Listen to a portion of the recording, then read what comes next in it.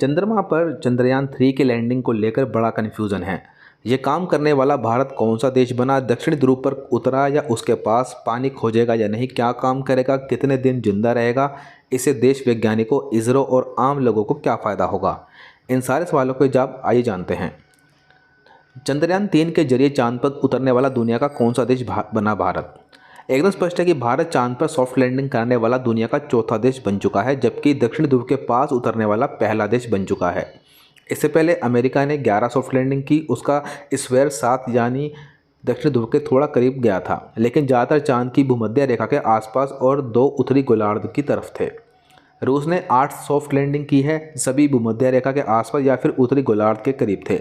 चीन के 3 प्रोजेक्ट चांद पर गए हैं, चंगाई 3 और 5 चांद के उत्तरी ध्रुव के आसपास था, जबकि चंगाई 4 चांद के पिछले इलाके की तरफ गया था। भारत दुनिया का इकलौता देश है जिसने दक्षिणी ध्रुव के पास सॉफ्ट लैंडिंग करवाई है। कितने दिन तक काम करेगा। चंद्रयान 3 का लैंडर यानी विक्रम और रोवर यानी प्रज्ञान चांद पर 14 या 15 दिन काम करेंगे। ये दिन धरती के हिसाब से हैं क्योंकि अगले 14-15 दिनों तक चांद पर सूरज की रोशनी पड़ती रहेगी। जैसे ही चांद के उस हिस्से सूरज की रोशनी हटेगी, विक्रम लैंडर और प्रज्ञान रोवर बंद हो जाएंगे। दोबारा रोशनी पड़ने पर फिर से काम कर सकते हैं। दक्षिण ध्रुव के पास कहाँ उतरा है चंद्रयान 3 का लैंडर। यहाँ मौजूद वीडियो में देख सकते हैं कि चंद्रयान 3 कहाँ से लैंडिंग शुरू कर रहा है, कहाँ पर जाकर वह लैंड हो रहा है। इसी यात्रा को 15 से 20 मिनट का टेरर कहा गया था। आप देख सकते हैं तो पता चलेगा कि जब सूरज की रोशनी चांद के दाहिने तरफ वाले हिस्से पर पड़ने लगी, तब चंद्रयान 3 के लैंडर ने लैंडिंग शुरू की। वह दक्षिण ध्रुव के पास जाकर लैंड करता है, न कि दक्षिणी ध्रुव पर। हम लोग आम बोलचाल की भाषा में लंबी बातें या लंबे वाक्यों से बचते हैं, इसलिए लोग कह देते हैं कि दक्षिण ध्रुव पर उतरा। असल में वह दक्षिणी ध्रुव के पास सॉफ्ट लैंडिंग कर चुका है, जहां पर सूरज की रोशनी पड़ती है ताकि उसका सोलर पैनल चार्ज हो सके। किसे होगा फ़ायदा। दुनिया में अब तक चांद पर सिर्फ 3 देश सफलतापूर्वक उतर पाए थे, अमेरिका, रूस और चाइना। अब भारत भी उतर चुका है। भारत ऐसा करने वाला दुनिया का चौथा देश बन चुका है।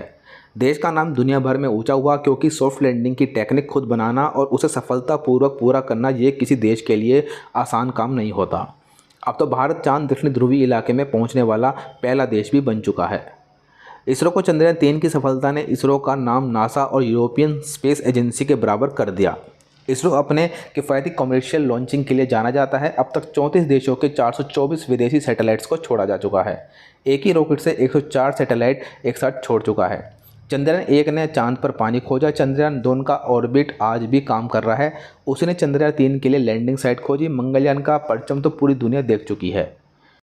वैज्ञानिकों को कुल मिलाकर विक्रम लैंडर और प्रज्ञान रोवर मिलाकर चांद के वायुमंडल, सतह, रसायन, भूकंप, खनिज आदि की जांच करना शुरू कर चुके हैं। इससे इसरो समेत दुनिया भर के वैज्ञानिकों को भविष्य की स्टडी के लिए डेटा और जानकारी मिलेगी। आम आदमी को चंद्रयान और मंगलयान जैसे स्पेसक्राफ्ट्स में लगे पेलोड्स यानी यंत्रों का इस्तेमाल बाद में मौसम में और संचार संबंधित सैटेलाइट्स में होना है, रक्षा संबंधित सैटेलाइट्स में होना है, नक्शा बनाने वाले सैटेलाइट्स में भी होता है। इन यंत्रों से देश में मौजूद लोगों की भलाई का काम होगा, संचार व्यवस्थाएं विकसित करने में मदद मिलेगी, निगरानी आसान हो जाएगी। चांद के दक्षिण ध्रुव पर पानी है या नहीं। चंद्रमा के दक्षिण ध्रुव पर जमा हुआ पानी होने की संभावना है, ऐसा दुनिया भर की स्पेस एजेंसियां और निजी कंपनियां मानती हैं। इसका मतलब यह है कि भविष्य में पानी वाली जगह के आसपास मून कॉलोनी बनाई जा सकती है। चांद पर खनन का काम शुरू हो सकता है। यहीं से मंगल ग्रह के लिए मिशन भी भेजे जाएंगे।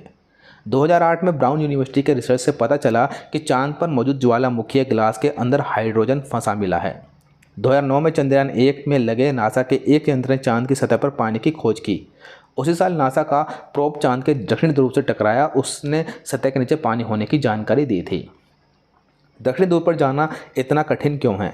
रूस बहुत तेज़ी से चंद्रमा के दक्षिण ध्रुव के इलाके में लैंडिंग कराने जा रहा था। चंद्रयान 3 की लैंडिंग साइट से करीब 150 किलोमीटर दूर, लेकिन लूना 25 मिशन फेल हो गया।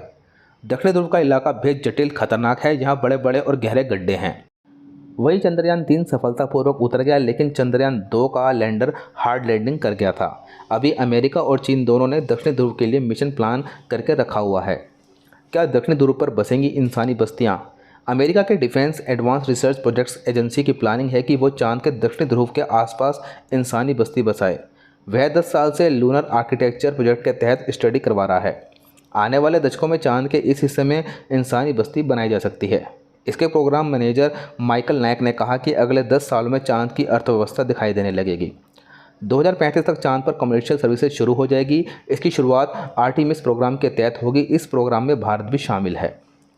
ऐसे वीडियोज़ के लिए वीडियो को लाइक शेयर, चैनल को सब्सक्राइब जरूर करें। धन्यवाद।